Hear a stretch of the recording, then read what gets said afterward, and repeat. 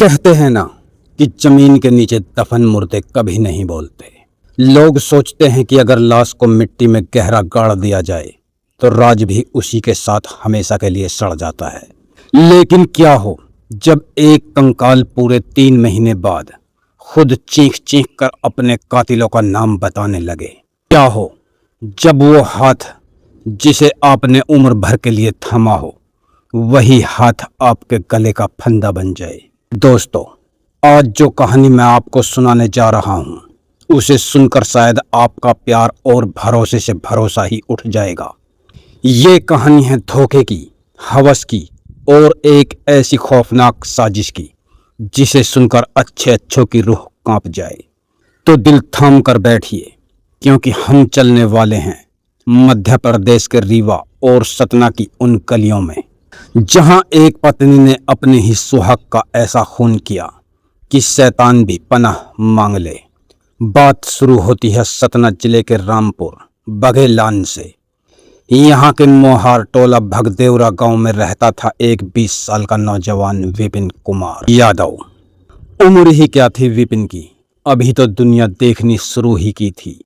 विपिन की शादी हुई थी रीवा के जिले गोविंदगढ़ थाना क्षेत्र में पड़ने वाले टीकर गांव की रहने वाली आंचल यादव से। शादी हुई, घर में शहनाइयां बजीं। विपिन को लगा कि उसे उसकी जीवन संगनी मिल गई है। वो आंचल के साथ एक खुशहाल जिंदगी के सपने बुन रहा था। लेकिन विपिन ये नहीं जानता था कि जिस आंचल को वो अपने घर की लक्ष्मी मान रहा है उस आंचल के दिल में किसी और के ही नाम का दिया जल रहा है। आंचल का अपने ही मायके टीकर गांव के रहने वाले एक लड़के सुनील कुशवाहा से चक्कर चल रहा था। ये कोई ऐसा वैसा चक्कर नहीं था भैया, ये वो पागलपन था जिसमें इंसान को अपने आगे पीछे का कुछ नहीं दिखता। आंचल और सुनील एक दूसरे के बिना नहीं रह पा रहे थे और उनके बीच की सबसे बड़ी दीवार कौन था? बेचारा सीधा साधा विपिन यादव। अब इन दोनों प्रेमियों ने वो रास्ता चुना जो सीधा नर्क की तरफ जाता है। उन्होंने रची एक ऐसी खौफनाक साजिश जिसका कोई अंदेशा विपिन को नहीं था। तारीख थी 26 मार्च। विपिन अपने घर से खुशी खुशी अपनी ससुराल यानी टीकर गांव के लिए निकलता है।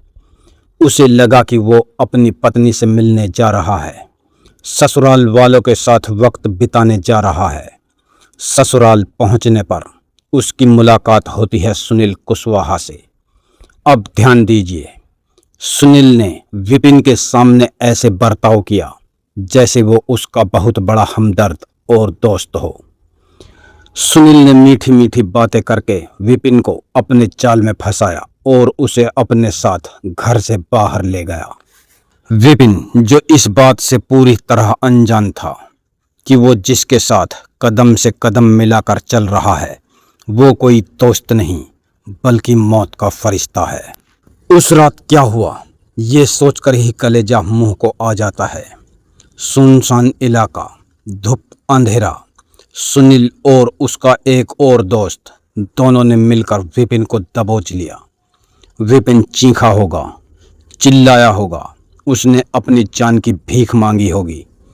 उसने पूछा होगा कि आखिर मेरा कसूर क्या है। लेकिन हवस और खून के प्यासे उन दरिंदों को कोई रहम नहीं आया। उन्होंने विपिन को बड़ी ही बेरहमी से मौत के घाट उतार दिया। लेकिन असली खेल तो मौत के बाद शुरू हुआ। कातिलों को लगा कि खून करना आसान है और लाश को छुपाना उससे भी आसान। उन्होंने विपिन की लाश को उठाया और गांव के ही पास एक सुनसान कुएं में फेंक दिया। उन्हें लगा चलो किस्सा खत्म, कांटा रास्ते से हट गया। लेकिन कहते हैं ना, कुदरत कभी भी पाप को छुपाती नहीं है। 3 दिन बीते और जो लाश पानी के तल में बैठी थी वो फूल कर कुएं के पानी के ऊपर आ गई। सोचिए उस वक्त सुनील की क्या हालत हुई होगी जब उसने देखा होगा कि विपिन की लाश कुएं में तैर रही है। तो उसके पैरों तले जमीन खिसक गई। उसे लगा कि अब तो वो पक्का फंसेगा। रात के अंधेरे में डर के मारे कांपते हाथों से उसने अपने एक दोस्त के साथ मिलकर लाश को कुएं से बाहर निकाला। फिर अपने घर से करीब 300 मीटर दूर एक गंदे नाले के पास एक गहरा खड्डा खोदा और विपिन की लाश को उसी मिट्टी में दफना दिया। ऊपर से मिट्टी बराबर कर दी ताकि किसी को शक भी ना हो कि यहाँ एक 20 साल के लड़के की चीखें दफन हैं। उधर सतना में विपिन के घर वाले परेशान थे। 26 मार्च को गया लड़का लौट कर नहीं आया। ससुराल वाले, खासकर आंचल, ऐसे नाटक कर रही थी जैसे उसे कुछ पता ही ना हो। परेशान होकर 28 मार्च को विपिन के घर वालों ने रामपुर बघेलान थाने में अपने बेटे की गुमशुदगी की रिपोर्ट दर्ज करा दी। दिन बीतते गए। 1 हफ्ता, 1 महीना, 2 महीने, 3 महीने, विपिन का कोई अता पता नहीं।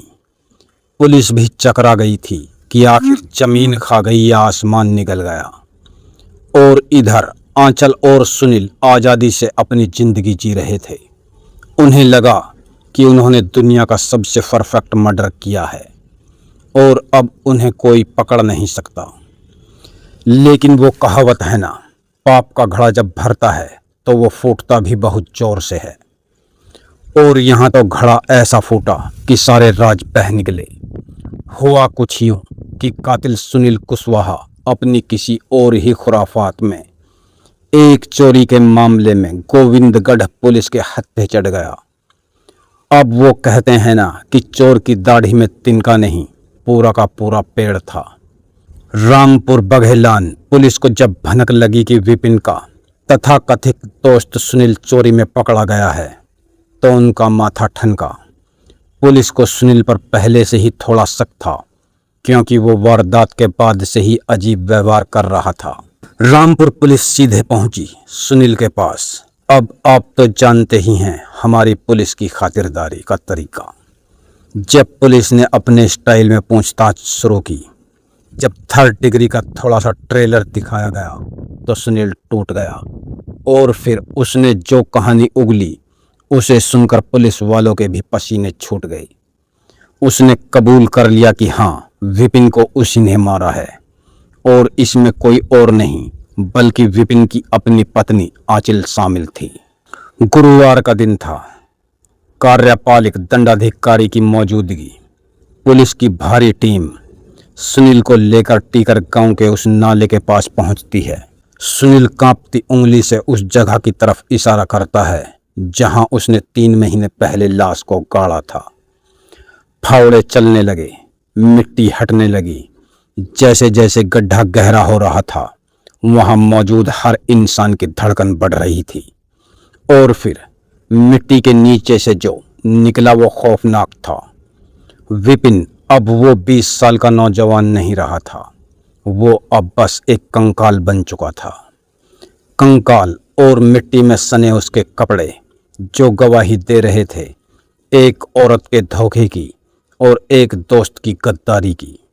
पुलिस ने बड़ी ही सावधानी से उस कंकाल को कपड़े में बांधा और पोस्टमार्टम के लिए रीवा के संजय गांधी अस्पताल भेज दिया। आज विपिन की कातिल पत्नी आंचल और उसका प्रेमी सुनील दोनों रामपुर बघेलान पुलिस की गिरफ्त में हैं। सलाखों के पीछे बैठकर अब वो अपनी आज़ादी के दिन गिन रहे हैं। इस जघन्य हत्याकांड में शामिल सुनील का वो फरार दोस्त भी जल्द ही पुलिस के शिकंजे में होगा। लेकिन सवाल ये नहीं है कि कातिल पकड़े गए। सवाल ये है कि आखिर हम किस दुनिया में जी रहे हैं जहां 7 जन्मों का साथ निभाने की कसमें खाने वाली पत्नी कुछ ही महीनों में अपने पति के खून की प्यासी हो जाती है। सिर्फ अपने स्वार्थ और हवस के लिए एक हंसते खेलते परिवार का चिराग बुझा दिया गया। विपिन तो चला गया लेकिन अपने पीछे छोड़ गया एक बहुत बड़ा सवाल कि आखिर इंसानियत कब तक इन खोखले रिश्तों की भेंट चढ़ती रहेगी। दोस्तों, इस खौफनाक वारदात के बारे में आपकी क्या राय है? क्या ऐसे कातिलों को कभी माफ़ी मिलनी चाहिए? अपनी राय हमें कमेंट्स में ज़रूर बताइएगा। अगर ये कहानी आपको अंदर तक झकझोर गई हो तो इसे शेयर ज़रूर करें ताकि हर किसी को पता चले कि अपनों के भेष में छुपे इन भेड़ियों से कैसे बचकर रहना है। अपना और अपनों का ख्याल रखिए, सावधान रहिए, सतर्क रहिए। मैं मिलूंगा आपसे अगली ऐसी ही एक सच्ची और रोंगटे खड़े कर देने वाली कहानी के साथ।